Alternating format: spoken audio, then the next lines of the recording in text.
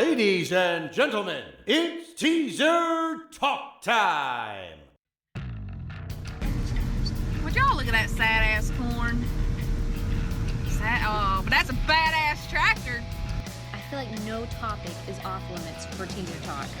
I just picture them with an iPad, and I mean that's it. Let's get real. We were the cool kids who were too cool for the other kids to realize we were cool. You goddamn better believe it. Hand check, you guys. I may have been conceived to that song, Holly. Make some noise for your co-hosts, Hey Donna, Hey, and Hollie Nicole. Happy Teaser Talk Tuesday. Hope you're having the raddest day ever. Hey Donna, Hey, and Hollie Nicole here with another kick-ass podcast episode. Today we are extremely excited to have on a special guest who we have discovered last year and have been drawn to instantly. So let me welcome Lex from 3T. Hello, ladies. Thanks for having me. Awesome, Lex. So the first time I had heard of you guys was with, you guys were touring with him and CKY, and that was just at the end of last year, right?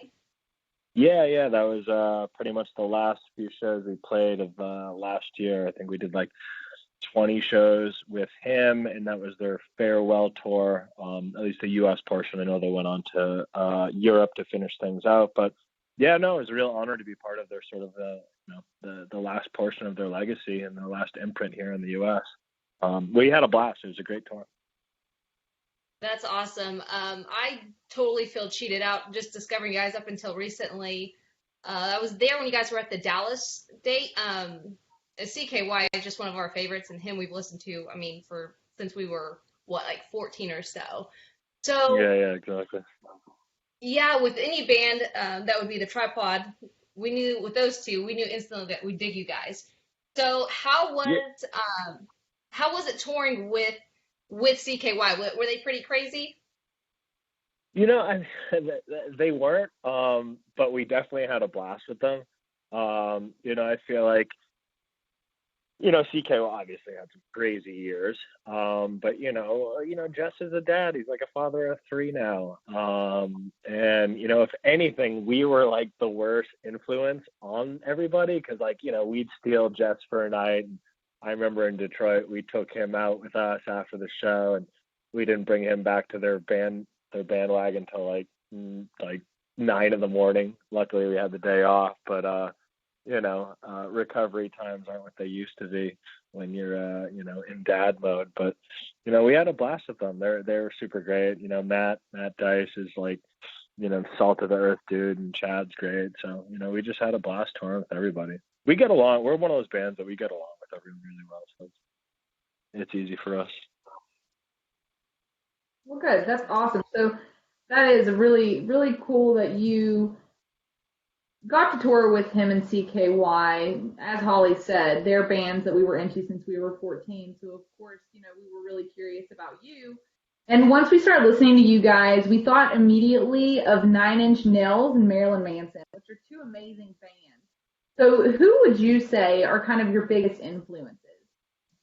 I mean, those are definitely big influences, but we'd have to throw in, Ministry, Rammstein, we sort of, that sort of big, larger than life industrial sound that we grew up on the 90s is something that for us, we've sort of tried to resurrect to a certain extent. It's, this project for us was really born out of just wanting to listen to our own record, really. We didn't really have any big sort of hopes for it. We just sort of got the band together and wrote the first record just purely based on the fact that there wasn't a lot of people making that type of music anymore. You mentioned bands like 9 Inch Nails, but and I love 9 Inch Nails, and I even love the stuff they're making now, but it doesn't really sound like the 9 Inch Nails that I grew up on.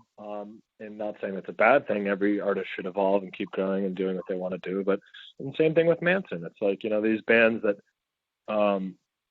they somewhere along the way that sound, stopped sort of getting made, and we just sort of said, hey, maybe we could, pick up where those people left off. So yeah, you're dead on. Those are big influences to us.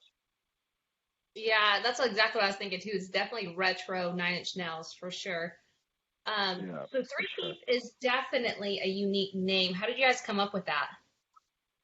Three Teeth actually represents the trident. Like the word trident literally means three teeth, which is a sort of like divine weapon of creation and destruction of the gods. Everyone from Poseidon to Shiva. You get your devil's pitchforks. It's sort of a real powerful archetypal symbol that we didn't want to call our band Trident because we'd sound like a piece of chewing gum. And I kind of just liked the way Three Teeth looked, and I liked kind of keeping the context pretty cryptic and making people sort of scratch their heads and say, "What the hell is that about?" Nice. That's So you guys also have your own label, right?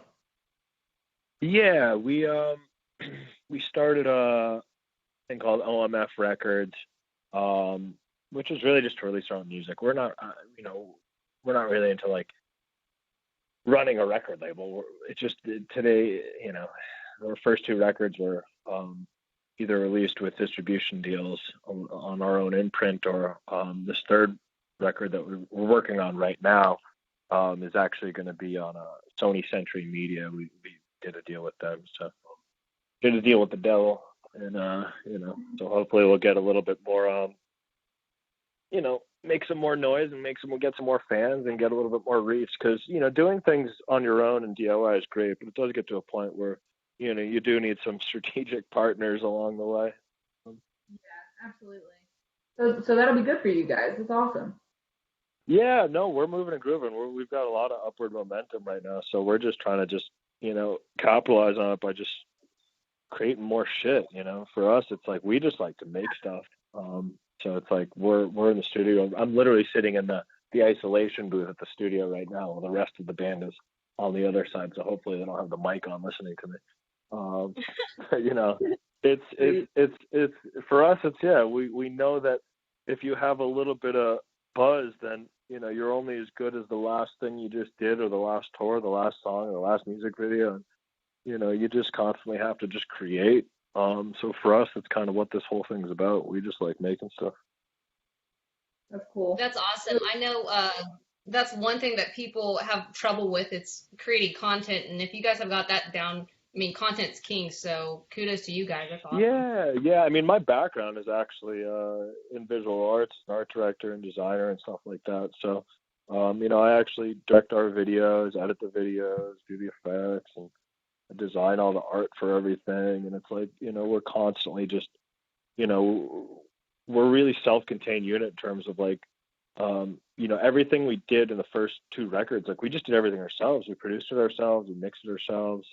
Last record, actually, Sean Beavan mixed, who coincidentally mixed Nine Inch Nails and Marilyn Manson. So, it sort of has that sound to it. But it's been really awesome being able to I always say you kind of have to do everything by yourself now, just as almost a survival skill, because when you're a young band starting up, you don't really have any money to pay for people to do anything, whether it be album art or mixing or mastering or producing. You kind of just out of survival have to kind of learn the everythingism that is really important today. Yeah, but I think that really makes you stand out, because I mean, even if you find and pay the right people, I mean, it's not going to be as uniquely you as what you're creating. So I think yeah, and I really think it gives it that sort of like that density and that importance when like you're giving like the guiding vision to every point of your project, whether it be design your own logo, create your own band name, to produce your own music if you can, design your own art, create everything, make your own music video, come with your own concept. Because the minute you start sort of outsourcing and paying other people, they're sort of executing their vision. Not saying that collaboration is a bad thing, because I love collaborating too, but I think it's really important in the first few years of your project to understand your identity as an artist and what you're doing. So, just really doing it with you and your camp. And I think that's where the beautiful part about a band is like finding complementary skill sets within the project, where it's like, well, I suck at this, but that's why you have a band, because like you want to be able to find someone who's better at doing that thing that you suck at, and maybe you're really good at the thing that he sucks at, and you kind of fill in each other's gaps. And I think that's what that's what's cool about banding to me. Kind of building the Voltron machine of perfection. Yeah, it is. That's super cool. It is. Yeah. So when Holly kind of sent you guys my way, and I listened to you and kind of, watched some videos and stuff, and I was really intrigued by the industrial look and feel you guys have. And with that being said, we figured that we would play a quick game with you, just to get to know you a little bit. So are you cool with that? Absolutely. Awesome. Well, this is a simple game of this or that. We're just going to give you two options, and you get to pick the one out of the two that you like the most. All right, cool. All right. So here is the first one. So thrillers or slashers? Thrillers. All right. Okay, Freddy or Jason? Jason. Nice. Scares or gore? What was the first one? Scares. So just flat out just scary shit versus just nasty. I'm not a big gore person, so I'm gonna have to go with the scares. All right. Okay, so leather or latex? I mean, I gonna have to go with both on that one. They go so well together. If I had to pick, I'd pick leather, but I'm a big fan of both. That's the right answer. So machete or sword? What was that? Machete or sword? Gotta go with sword. I mean, a machete is sort of a poor man's sword anyways, so. That's very fair. Definitely a sword. Okay, a shotgun or machine gun? It depends on what my adversary is. I think zombies, you'd want something with more spray, so probably a shotgun. But there's a lot of situations that a machine gun would come in pretty handy. So I'm gonna go with it depends on that one. I got a caveat, so I think I didn't think that through. shotgun for pure aesthetic reasons. So let's go with that. Okay, so how about this one? So surprise or suspense? Suspense. Okay, so killer clowns or possessed dolls? I really like that new It movie, so I'm going to go with clowns. That was a good one. Yes. So you mentioned zombies. So let me ask you this. So the new age fast zombies or the old school slow zombies? I find the new fast zombies more entertaining, but if I was in a situation where I had to fight them, I think I'd prefer the slow old school zombies. Vampires or werewolves? That's a tough one. I think I'm more similar to a werewolf, but I think I like vampires better. How are you more similar to a werewolf? I'm curious. I'm just a big guy and I'm Italian, so I'm kind of hairy, and I feel like, it's one of those things that it's just, I'm a little bit more lichen than I am vampires. I love it. Okay, so Chucky or Annabelle? Chucky, for sure. Yeah, definitely. So, blood or guts? Blood. Aesthetically, it's more pleasing. Oh, for sure. And he's not a gore guy, so. Yeah, I'm not a gore guy. I mean, I think, obviously there's a lot of context. As an art director, I think, and I love the color red, so I like blood comparatively. Guts, not so much. Yeah, they're not as pretty. Not as pretty. All right, so lone killers or killer tribes? Lone killers. Pet Cemetery or Children of the Corn? Oh, interesting. Children of the Corn. That movie scared the shit out of me when I was a little kid. Creepy, huh? It still scares the shit out of me, and I'm not a child, so. Oh, yeah. Unless if you're in Texas, our corn here is not very our corn Where is are you not guys? very. Where are you guys located? Where are you guys located, by the way? So Donna is located in West Virginia, and I am located in Dallas. Oh, gotcha. Cool. I thought I heard some accents in there. Some of that southern draw. Yep, there it is. All right, so the last one, originals or remakes? I mean, you got to go with the original. There's so few remakes that are better than the originals. It does occasionally happen, but that's sort of the anomaly in my mind. So definitely original. Yeah, that one was too easy. Originals for sure. Yeah, that's true. Okay, so thanks for playing with us, Lex. And before we go, are there any tour dates or other events you have planned this year that you can tell us about? Yeah, we've got a bunch of stuff coming up. We've got a big co-headlining tour with these guys, Horror, who you should check out. They spell their name HO9909. And we've got these 2 collab tracks that we did with them. And one of them actually comes out this Friday. The other one came out about 3 weeks ago. But then we kick off a co-headlining tour with them and another band, Street Sex. And that's sect like SECTS, not like sex, to clarify that, because everyone's been asking about that. And the tour kicks off on March 29th in San Diego, and it pretty much goes all over the country, ends up back in Los Angeles at the end of April. So check out those dates. You can check it out at threeteeth.org. And we've got some European dates that we're announcing in May, and other than that, we're just cranking on this new record because we're trying to put it out by the end of the year because we don't like to slow down. Yeah, that's awesome. I did see you guys pop up on my feed that you guys will be in Dallas April 1st, so I will definitely be seeing you guys there. Yeah, we're over at the Gas Monkey again. We played that venue before. It's an awesome venue. Love it. Great food, too. So we'll be back in Dallas, and then I think we're right into Austin there for the other Texas folk. But yeah, no, we'd love to see you come out to the show, and I think this is going to be a really awesome tour because the energy of both co-headliners is, and the fact that we're going to also perform together, which is going to be crazy. It'll be interesting. So check it out. I definitely will.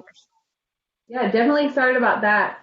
So everyone listening, thank you so much. If you've not heard anything from Three Teeth, be sure to check them out. I mean, as we've kind of talked about, they're kind of bringing back something from the past that you don't hear a lot. It's a band, a lot of people miss from the bands like Nine Inch Nails, Manson. So definitely check them out. Keep an eye out for them as they're touring. Stop by, see them. Also follow us on social media. We'll keep you updated on their tours as well as others. And until next time, guys, keep rocking. We hope you've enjoyed this episode of Teaser Talk. Tune in next time to catch some more shenanigans.